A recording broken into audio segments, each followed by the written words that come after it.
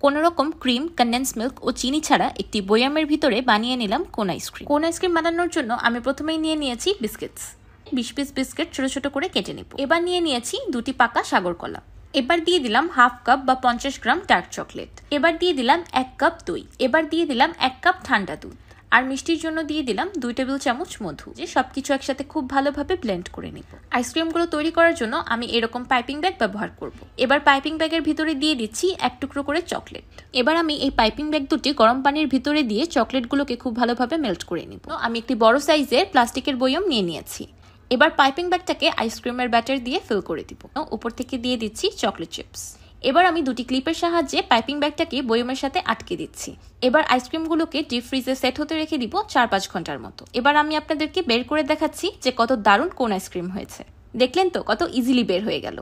দেখে একদম কোন আইসক্রিমই মনে হচ্ছে, তাই না? কোন আইসক্রিম খাওয়ার সবচেয়ে মজার বিষয় কি? কোন আইসক্রিমের একদম লাস্ট পার্ট, যেটাতে থাকে অনেক বেশি চকলেট।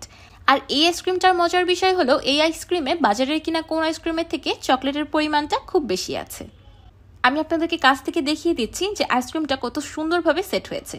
কোনো কোনই নেই, শুধু চকলেট অ্যান্ড চকলেট। আমার আজকের এই হেলদি, ইউনিক অ্যান্ড ডেলিশিয়াস কোন আইসক্রিম রেসিপিটি আপনাদের কাছে কেমন লাগলো আমাকে অবশ্যই কমেন্ট করে জানাবেন।